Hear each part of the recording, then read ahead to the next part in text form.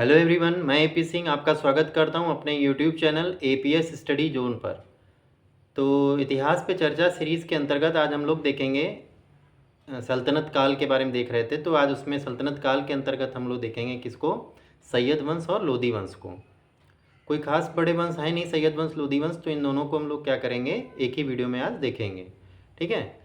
सैयद वंश जो था वो उसका जो संस्थापक था वो खिज्र खां था। कौन था? खिज्र खां। और ये कब से कब तक चला था? तो 1414 से लेकर के 1451 तक चला था। क्लियर है? क्या कहेंगे? 1414 से लेकर के 1451 तक चला था। तो जो सैयद वंश है इसका जो संस्थापक खिज्र खां था, इसके बाद कुछ और मुख्य शासक हुए जिसमें आपका आता है कौन? मुबारक शाह, मोहम्मद शाह और आलम शाह। आलम शाह जो था वो सैयद वंश का अंतिम शासक था।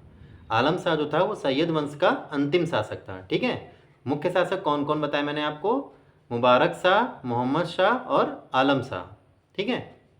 मुबारक शाह जो था इसके टाइम पीरियड पर कुछ रचनाएं हुई थी, कुछ स्थापत्य का भी निर्माण हुआ, जिसमें से रचनाएं जो थीं वो एक अहमद सरहिंदी था।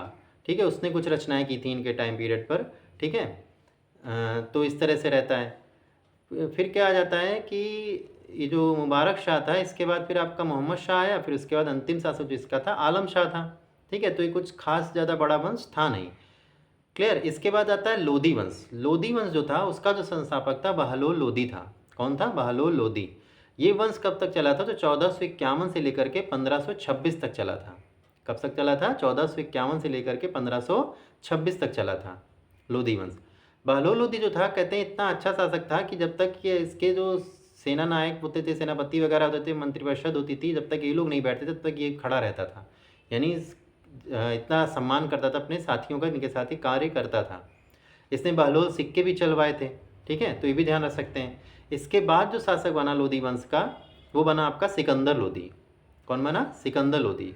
सिकंदर लोदी से संबंधित एक तथ्य है कि इसने आगरा शहर की स्थापना की थी सन 1504 ईस्वी में। तो ये क्वेश्चन बन जाता है कि आगरा शहर की स्थापना किसने की थी? तो 1504 ईस्वी में की थी। और किसने की थी? तो सिकंदर लोदी ने की थी। ये ध्यान रखने योग्य बात है। ठीक। इस वंश से संबंधित जो है लोदी वंश से। ठीक है। लोदी वंश का जो अंतिम शासक था वो इब्राहिम लोदी था। कौन था? इब्राहिम लोदी था। इब्राहिम लोदी वही है जिसने किसमें भाग लिया था? 21 अप्रैल सन 1526 में पानीपत की जो पहली लड़ाई थी बाबर के विरुद्ध हुई थी, है ना, बाबर और इब्राहिम लोदी के बीच में हुई थी।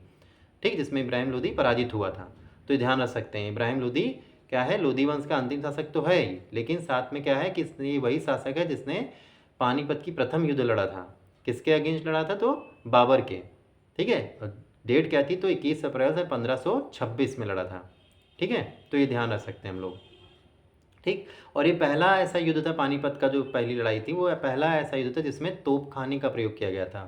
ठीक है। बारूद वगैरह का यूज़ किया गया था। तो ये थोड़ा सा ध्यान रखने योग्य बात है। ठीक है। ये ध्यान रख सकते हैं। और ये बाबर के अगेंस्ट लड़ा गया था। बाबर और इब्राहिम लोदी ने इस युद्ध को लड़ा था जिसमें बाबर की विजय हुई थी और इब्राहिम लोदी की पराजय हुई थी। यहीं से पता चल गया था कि इब्राहिम लोदी एक ज़्यादा वीर शासक नहीं था। ठीक है।